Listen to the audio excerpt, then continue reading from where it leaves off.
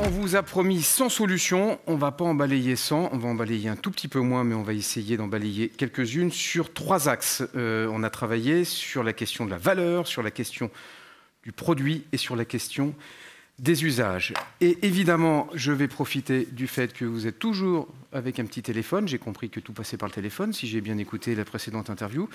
Donc ne le perdez pas, allez sur Imagina, parce que je vais vous poser quelques petites questions sur la première valeur. Et pour avoir aussi des réponses et des initiatives, je vais demander à Laurent Mouret, directeur général de Link City, de bien vouloir me rejoindre. Normalement, il y a la musique là, non? Au filage, il y avait la musique là. On est une rockstar ou on ne l'est pas. Hein. Valeur, ce qu'on entend beaucoup, c'est la valorisation de mes actifs tertiaires fond comme neige au soleil. Qu'est-ce que je fais? Je fais le dos rond et j'attends la baisse des taux d'intérêt. Donc je vous rappelle, officiellement, c'est au mois de juin. Avant, c'était au mois de mars. On peut procrastiner encore un tout petit peu. Je me débarrasse au plus vite de mes immeubles de bureau. Regardez votre voisin s'il est prêt à vous les acheter. J'emprunte de l'argent, attention c'est plus cher, et je les transforme, attention c'est plus compliqué. Je les rase, je récupère le foncier, tant pis pour le bilan carbone. Répondez, une seule réponse possible évidemment, et je crois qu'on voit les réponses tout de suite, ou dans 30 secondes. Ouh, alors, qu'est-ce que vous avez répondu? 50%, j'emprunte et je les transforme. Ah, j'espère qu'il y a des banquiers. Ah, zut, arrêtez de voter, on est en train de perdre. Bon, arrêtez. Quand même, il y en a qui font le dos rond. Hein. Bon, allez, on va dire qu'il y a la moitié qui sont prêts à mettre de l'argent. Je voudrais qu'on puisse parler justement d'une transformation et d'une initiative, d'une solution qui est proposée. C'est la tour Engie à Cergy. Alors, la tour Engie à Cergy, c'est le symbole de la modernité dans les années 70. La vision d'un urbanisme de dalle qui prévalait à l'époque, c'était il y a un demi-siècle. Elle a abrité aussi le temps d'un film, le tueur d'un président d'un pays imaginaire, qui n'est pas sans rappeler l'assassinat d'un président de la République dans une des plus grandes démocraties du monde. Le tueur était dans cette tour. Le film s'appelait I comme Icare. C'était Henri Verneuil qui l'avait tourné avec Yves Montand dans le rôle principal. C'est aussi le symbole, cette tour, des immeubles qu'on appelle pudiquement obsolètes, puisqu'elle était vide depuis 6 ans. 7 ans.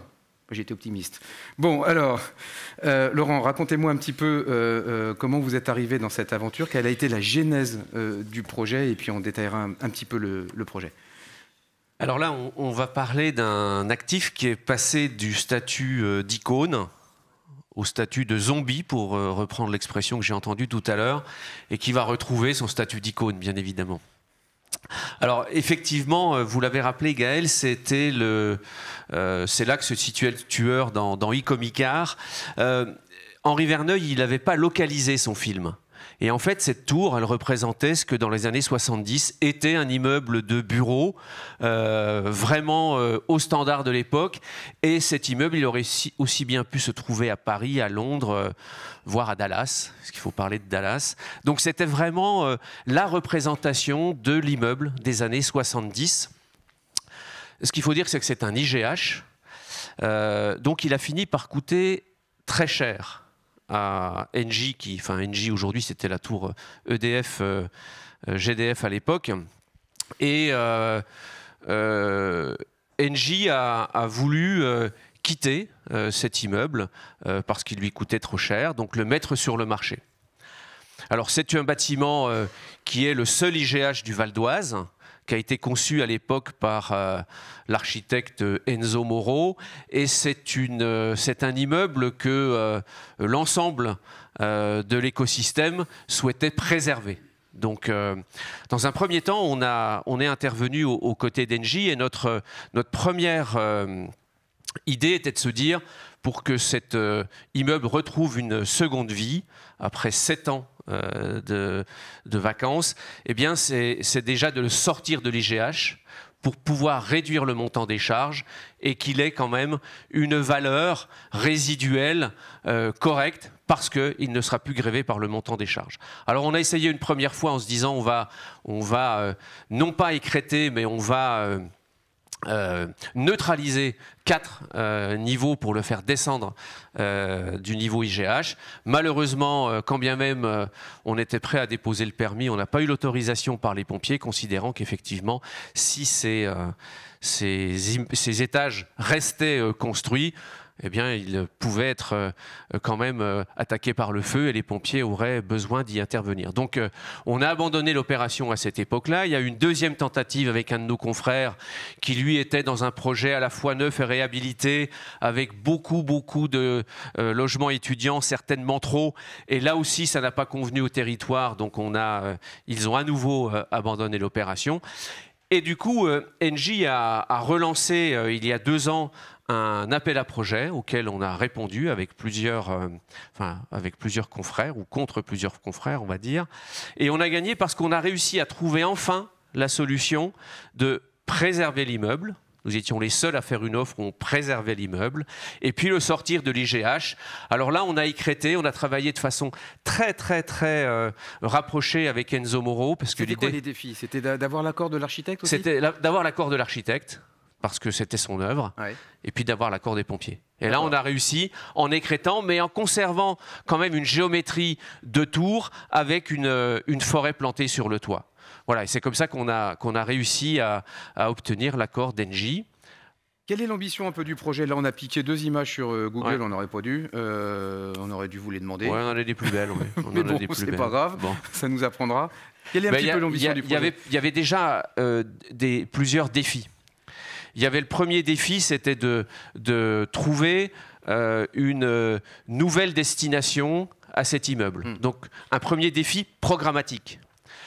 On a imaginé un programme avec du logement étudiant. Alors effectivement, on est à Cergy, le logement étudiant trouve tout son sens. On va faire 240 logements étudiants. Et puis on a voulu aussi que le socle qu'on voit encore là soit à la fois actif, en y mettant du bureau. On espère y faire venir un établissement d'enseignement supérieur, notamment, du coworking, et puis du commerce. Parce qu'en fait, ce socle, il était opaque, fermé. Et l'idée de faire du commerce, c'est de réouvrir aussi le socle sur son environnement. Parce qu'il y avait un deuxième enjeu qui était un enjeu urbain, c'est-à-dire de reposer cette tour dans un environnement de Cergy-Préfecture pour que cet immeuble reprenne le dialogue avec ses avoisinants et avec le territoire.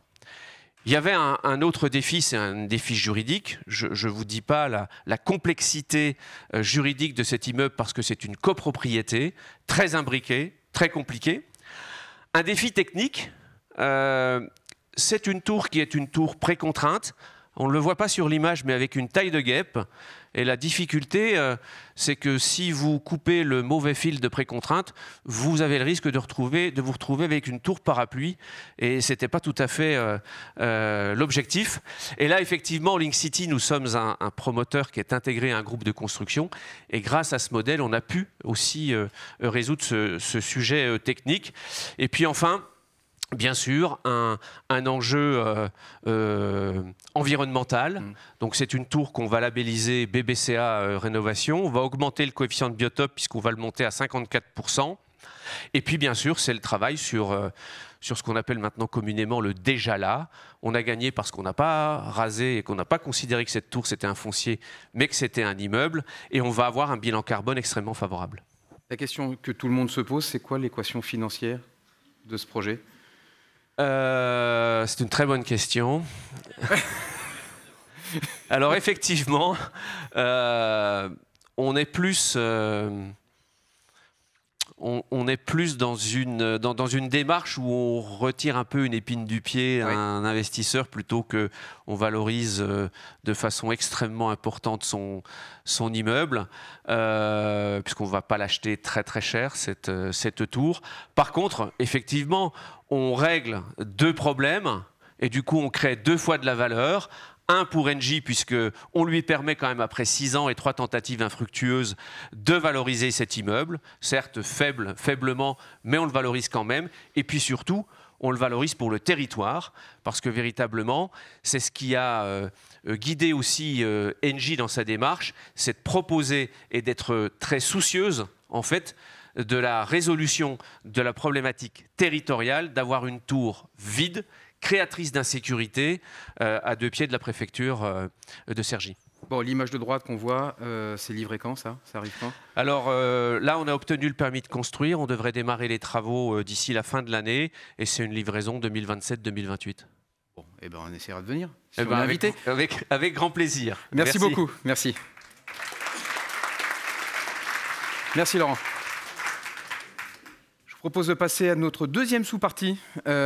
Produit, il y a trop de bureaux. Et pour parler du bureau, et surtout quand il y en a trop, j'ai demandé à Stéphane Thoriot, qui est le patron de BC Partners Real Estate, de venir nous rejoindre. C'est accessoirement celui aussi qui a fait cet immeuble.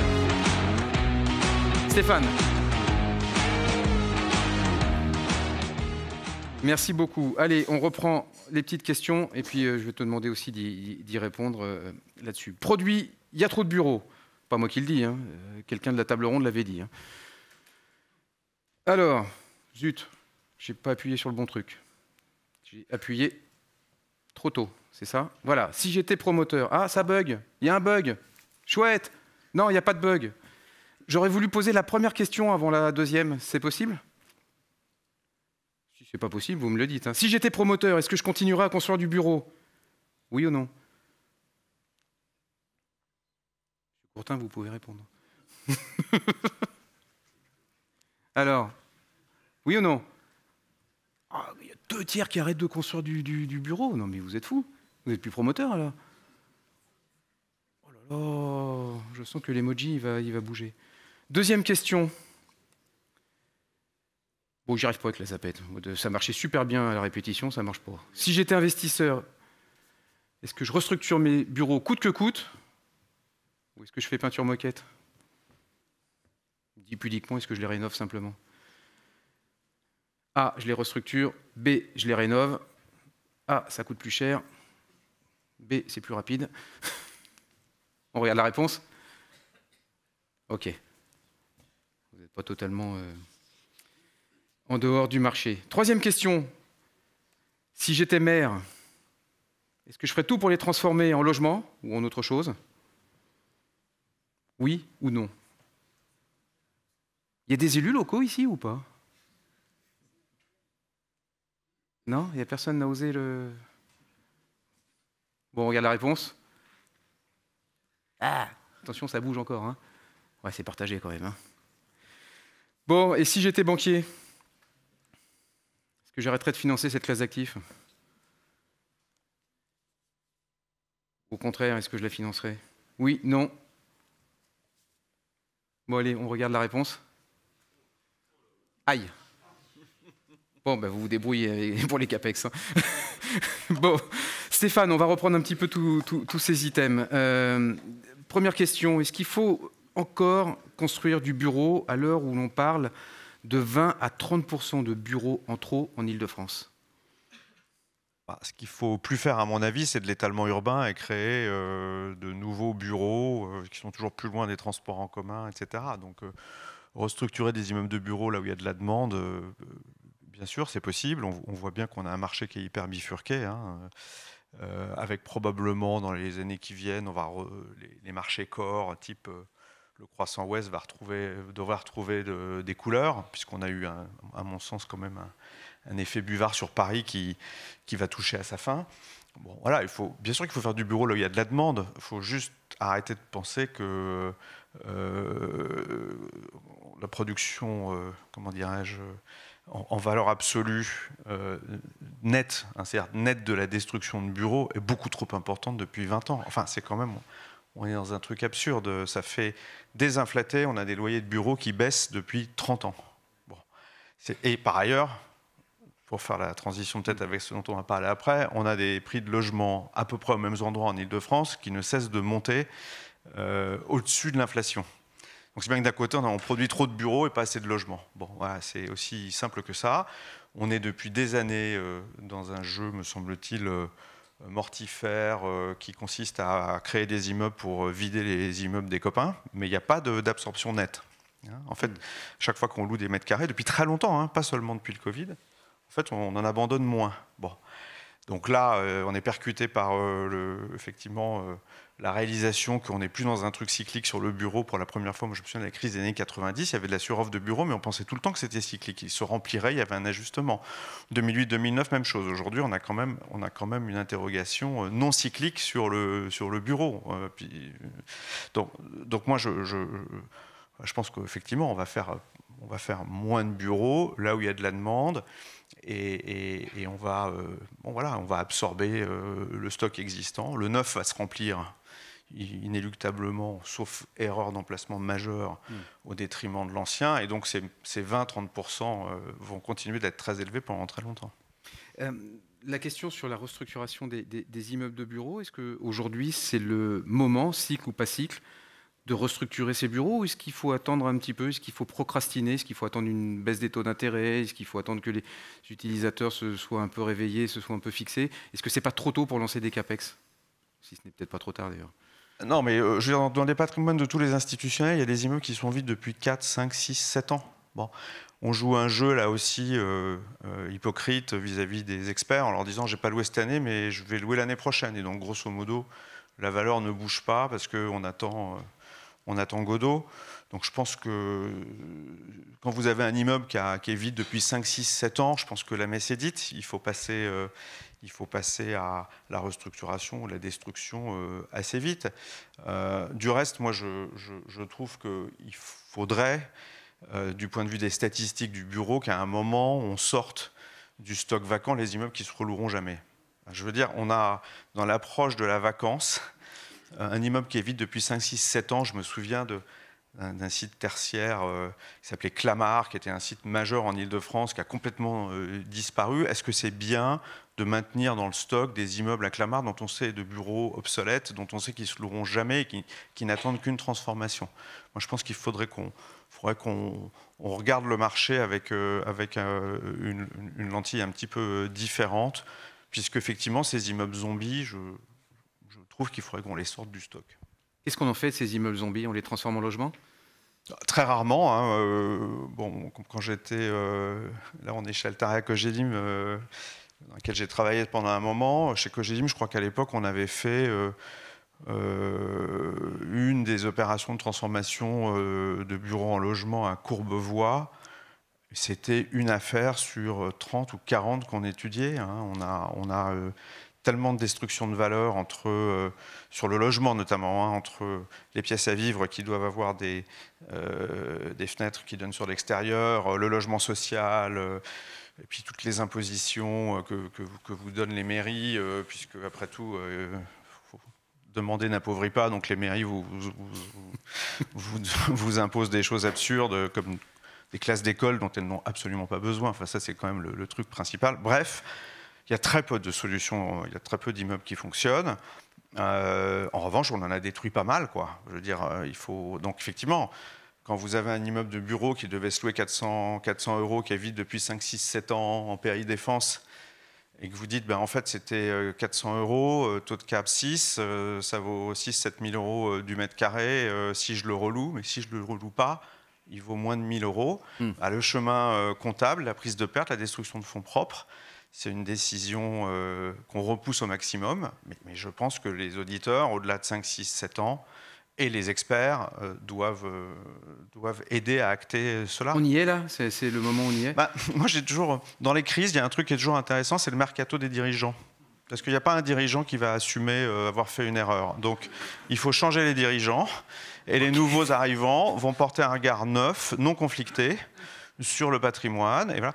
Enfin, sans vouloir, comment dirais-je, donner des noms, je vais quand même en donner un parce que sinon c'est pas drôle. Le président d'ICAD, le nouveau directeur général d'ICAD, il a passé le patrimoine à 7,5 de taux de cap. Bon, ben voilà, il arrive, il porte un regard neuf et je pense que c'est hyper sain. Ça ne veut pas dire que tous ces problèmes sont réglés, mais ça passe souvent. Oui, je pense que dans une crise, le changement des dirigeants, c'est un élément hyper important. Je reviens sur un constat que tu as fait. Trop de bureaux, pas assez de logements, et tu as une proposition qui est assez, comment on dit, moi, je pense que, disruptive. Non, mais tous les gens, il n'y a que des professionnels ici, donc tout le monde le sait. Transformer un actif, ça marche une fois sur 20, une fois sur 30. C'est extrêmement compliqué. En revanche, ce qui me semble clair, c'est que transformer un foncier, ça c'est très facile. Or, qu'est-ce qui se passe aujourd'hui? On a dans ce confetti, notamment en Île-de-France, de toutes petites communes, il y a dans tous les PLU des immeubles de bureaux. Or, avec la remontée des taux et le fait qu'on va pouvoir acter une bonne fois pour toutes que chaque commune n'a pas besoin d'un immeuble de bureau, on se retrouve avec des fonciers fléchés bureaux qui aujourd'hui valent rien. Donc c'est presque de la spoliation aujourd'hui pour les propriétaires de ces fonciers. Moi, je suis... Or, on nous dit, ah oui, mais alors les maires, c'est compliqué, il y a autant de... Salah Taravella qui dit, il y a 36 000 ministres du logement en France, il y a 36 000 communes, chaque maire décide ce qu'il veut dans son coin, avec un niveau de compétence que je qualifierais de discutable. Disparate. Bon, donc, non mais il faut, à mon avis, aujourd'hui, avoir porté un regard sur ces fonciers agressifs. L'État a un outil qui s'appelle l'agrément. L'État peut refuser un agrément bureau en Île-de-France pour des projets de plus de 10 000 m². Moi, je pense que ce serait salutaire d'annoncer un moratoire sur 3 à 5 ans en Île-de-France pour des projets de bureaux qui sont sur des fonciers vides et qui ne sont pas, je ne parle pas de restructuration d'immeubles de bureaux en bureaux ou de réinventer la ville sur la ville. Je parle d'étalement urbain et de tous ces fonciers qui doivent être fléchés sur le logement. On va faire d'une pierre deux coups. On va arrêter cette surproduction. Enfin, en tout cas, cette surproduction, ça c'est l'autre bonne nouvelle dont on ne parle pas du tout, c'est que dans les 5 années qui viennent, c'est pour ça que la réaction des banquiers est intéressante, il n'y aura plus de bureaux en blanc en Île-de-France. À l'exception de Paris et d'une ou deux, il n'y aura plus de bureaux en blanc. Donc, on rentre dans une phase d'équilibrage des stocks. On va arrêter d'en fabriquer, les immeubles vont se remplir, et c'est comme ça qu'on va sortir de la crise. Bon. Mais néanmoins, sur les fonciers qu'on a là, on a des besoins de logement partout, on a des terrains de bureaux partout. Moi, je les évalue à 2 millions de mètres carrés. Ça fait 10 ans que je milite pour ça, contre mes anciens confrères promoteurs qui m'ont dit « mais tu vas tuer la poule aux œufs d'or ». Mais je dis « il n'y a pas de poule aux œufs d'or, vous êtes en train de détruire le marché, au fond, en donnant aux investisseurs des produits dont le marché n'a pas besoin ». Donc, arrêtons ça, faisons un moratoire sur le bureau en blanc en étalement. Donnons des exceptions si vous avez une entreprise qui a vraiment besoin d'un immeuble de bureau pour compte propre, mais c'est quand même beaucoup plus facile de faire muter du foncier que des actifs. Enfin, ce que je dis là est bon. Et alors, c'est intéressant, c'est repris à peu près nulle part. Je crois que le ministre du Logement, cette idée de... Pourtant, ça ne coûte rien. Je parle du point de vue de Bercy. Je pense même que ça va créer... Si vous avez aujourd'hui ces fonciers de bureaux, sont bloquées. Ces opérations de bureau ne sortiront pas en blanc. Elles sortiront peut-être en clé en main. Les clés en main dans le marché du bureau, c'est 10% de la production. Donc aujourd'hui, c'est absurde, hein, on a des terrains, des maires qui les ont fléchés bureaux dans une vision égotique de leur ville, en disant il me faut des bureaux pour de l'activité, mais surtout, je ne veux pas changer ma sociologie au niveau du logement, ce qui est quand même une attitude... d'une pusillanimité absolument incroyable. Donc, oui, je vais me faire réélire quand même. Oui, je vais me faire réélire, mais c'est parce que parce que je fais un immeuble de logement à droite à gauche, je ne vais pas me faire réélire. Enfin, il faut arrêter. Donc oui, je trouve que sur cette histoire du foncier, on sous-estime complètement la disponibilité de foncier. Il y en a du foncier en Île-de-France, contrairement à ce qu'on dit, pour faire il y en avait même dans Paris. Enfin, si vous regardez Paris, regardez ce qu'on a produit en bureau ces 20 dernières années. Je vous assure qu'il y a un terrain sur deux, on aurait pu faire du logement. Donc la ville de Paris, dans sa grande schizophrénie, elle pastille d'un côté, et de l'autre côté, elle vend des fonciers bureaux sur la CEMAPA. Enfin, je veux dire, on est... Bon. Donc oui, moi, je gueule un peu là-dessus, parce que je trouve que c'est... j'en veux à l'État, qui a cet outil de l'agrément, de absolument pas l'utiliser de manière sérieuse. Bon, on va suivre cette proposition, en tout cas. Merci beaucoup d'avoir joué franc jeu. Merci. Allez, on passe à notre dernière catégorie. On va parler des usages. Et pour parler des usages, le bureau ne vaut plus rien. C'est sa manière de l'exploiter qui crée sa valeur. Et je vous propose 2 témoignages. Celui de Laetitia Bernier pour Perial, qui va nous présenter Factories, et celui de Jean-Marie Sellerier pour La Française, qui va nous présenter Welcome.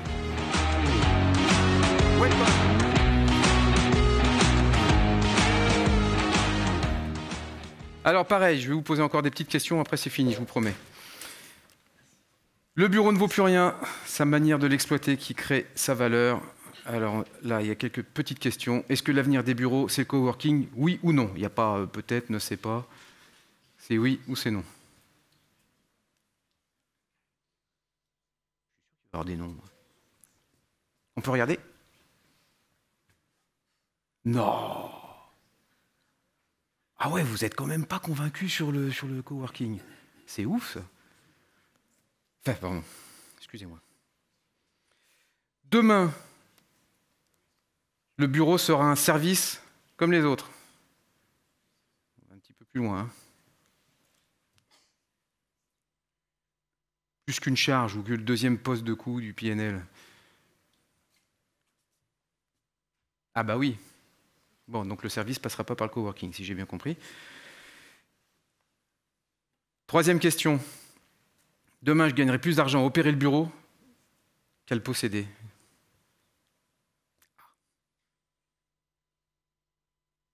Ça, c'est une vraie question, ça. Ça, moi, j'aurais répondu, je ne sais pas. Oui. Il ne faut pas que j'achète de foncière ni de SCPI, alors. Zut. Moi, dès que je fais un investissement, je me plante. Hein, donc, si j'achète ça... Il faut demander à Victor s'il a des parts disponibles. Quatrième question. L'exploitation, c'est bien, la localisation, c'est mieux. Je ne sais pas si on peut les opposer, d'ailleurs. Surtout pas. Il ne faut surtout pas les opposer. Bon, on regarde ça. Ah ouais. Eh oui, la localisation, localisation. Bon, alors on va voir un petit peu comment ça se traduit tout ça dans les initiatives. Laetitia, je voudrais que vous nous présentiez Factorize, que vous développez avec le groupe IWG, qui n'a pas été nommé par Christophe Courtin. Pourquoi Factorize? Comment est né le concept? Racontez-nous un petit peu cette histoire. Bonjour à toutes, bonjour à tous. Factorize est né pour répondre à 3 enjeux qu'on a définis. Le premier enjeu, c'est apporter le choix des lieux de travail aux collaborateurs en fonction de son emploi du temps. Demain, j'ai un brainstorming, j'ai une formation, j'ai le mot du président, je dois être au bureau. Ensuite, je pars dans des rendez-vous à l'extérieur, je suis en déplacement. Et puis, plus tard, j'ai besoin de travailler chez moi, je souhaite travailler chez moi. Ça, c'est le premier enjeu, apporter le choix du lieu de travail aux travailleurs, aux collaborateurs. Deuxième enjeu, donner l'opportunité aux entreprises de trouver des espaces de travail sans qu'ils les opèrent eux-mêmes. Et troisième enjeu, optimiser la décarbonation en raccourcissant le temps de transport. Donc pour faire cela, ce n'est possible qu'en proposant des réseaux de lieux de travail, des réseaux d'espaces de coworking. Alors historiquement, on l'a vu précédemment, historiquement, cette offre est proposée dans les quartiers d'affaires.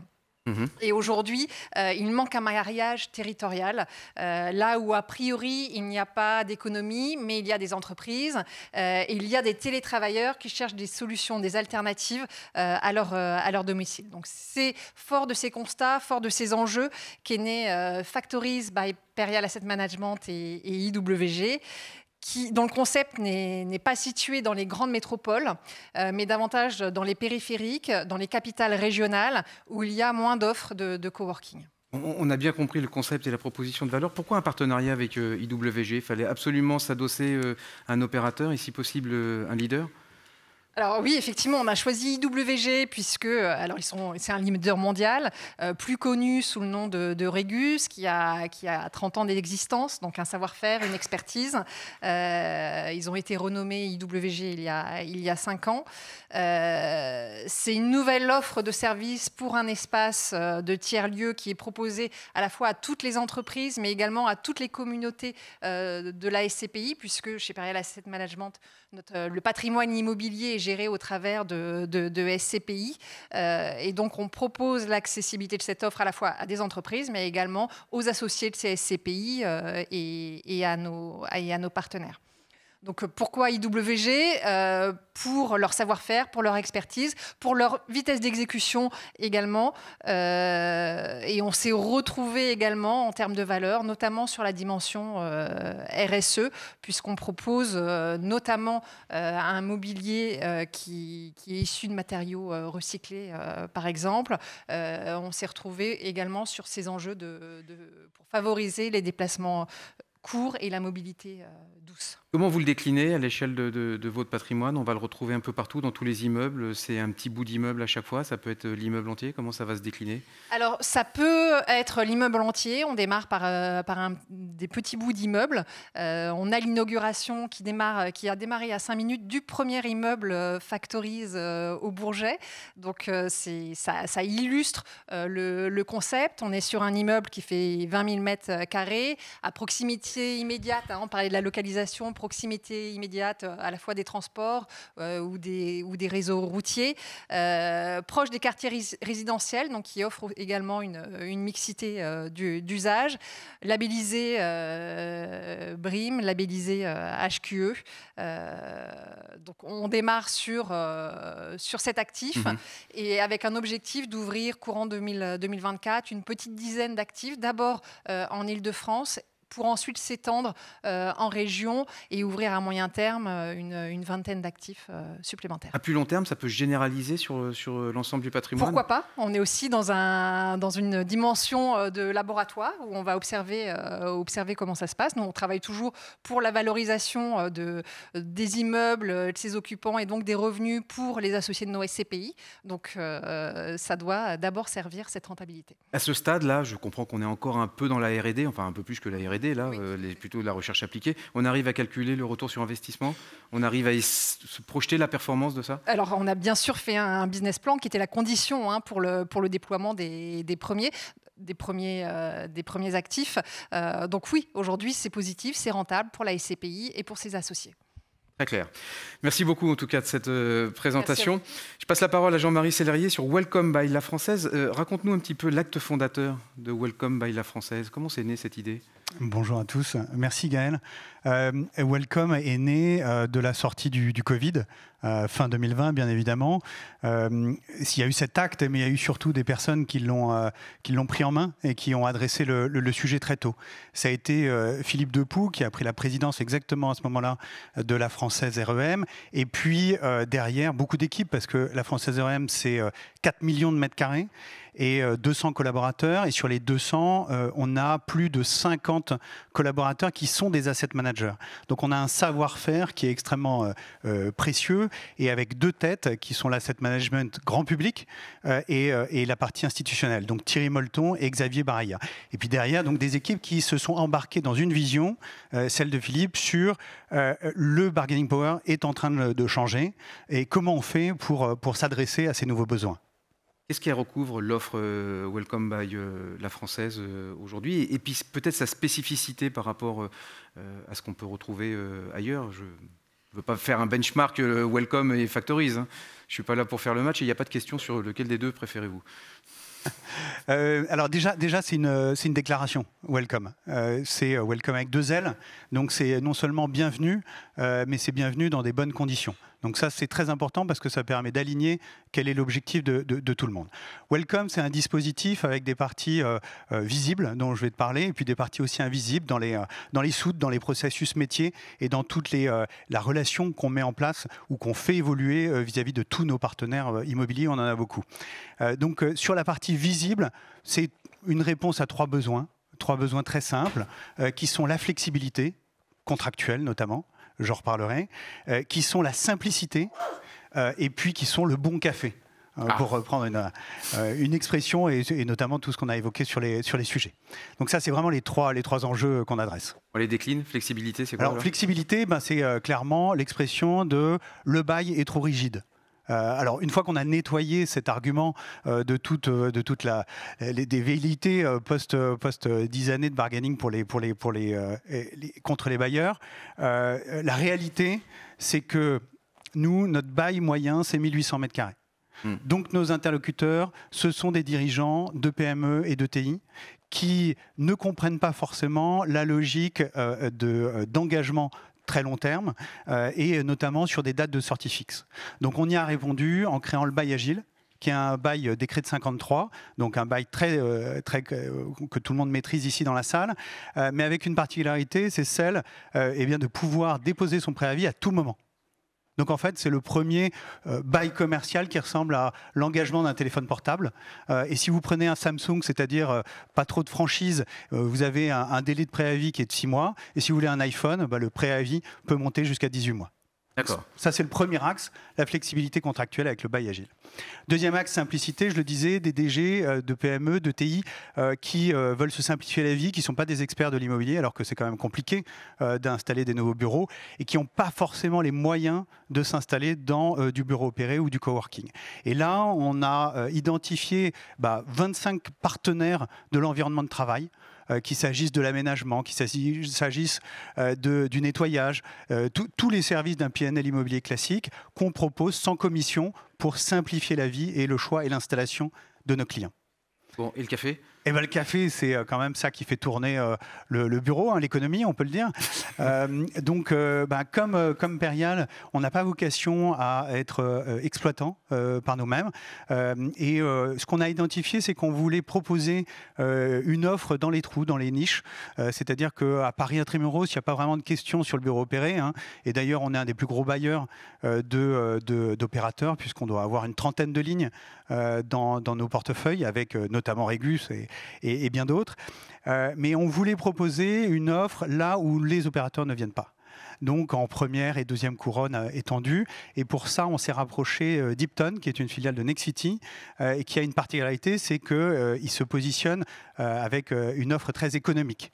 Donc ça nous a permis de nous positionner avec du bureau opéré à Saint-Denis, à Vélizy, etc., avec de très bons résultats. Très bien. Quelle est la stratégie de déploiement ? Est-ce que ça a vocation à être en phase de test aujourd'hui, à être déployé sur l'ensemble du patrimoine de la Française ou à aller plutôt dans des zones à difficulté ? 2021, on a beaucoup travaillé. On a lancé tout ça au MIPIM 2022. Pendant un an, on était sur une quinzaine d'immeubles test, 80 000 m². Et à l'été dernier, 2023, les résultats étant satisfaisants, on l'a étendu à l'ensemble de notre patrimoine. En tout cas, l'ensemble de notre patrimoine français est éligible. Et actuellement, je peux te dire en exclusivité, qu'on travaille, on est sur le point de lancer la même chose en Allemagne, sur notre adapté au marché allemand. Très bien. Bon, dernière question, parce que je vois Marietou en coulisses qui s'agite avec son téléphone, donc ça veut dire que je suis en retard. Les attentes en termes de ROI, est-ce qu'on a déjà un peu des retours d'expérience ? En fonction des produits, les résultats sont appréciables différemment. Ce que je peux te dire, c'est qu'on on est sur le point de signer notre 20e bail agile, avec des diversités de profils et de comportements qui sont très larges. Ce qu'on peut vous dire, c'est que déjà, c'est pas parce que les locataires ont la possibilité de sortir qu'ils sortent.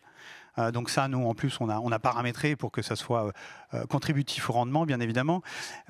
Sur la simplicité, ça marche. Et d'ailleurs, notamment l'aménagement, bien évidemment, c'est un des points, un des pains sur lequel on réagit. Et sur le bureau opéré, 10 sont déjà ouverts. 7 ont déjà plus de 80% de taux de remplissage, c'est-à-dire que sur des territoires, et ça j'aimerais le mettre en avant parce que c'est un gros travail, sur des territoires comme Saint-Denis ou Vélizy, quand on ouvrait un bureau opéré, il était pris en intégralité dans les 3 mois. Donc ça marche. Et on en a 10 de plus qui sont en cours d'ouverture d'ici la fin de l'année. Bon, merci beaucoup en tout cas pour ces 2 témoignages. Merci, on peut les applaudir. Je vous remercie beaucoup.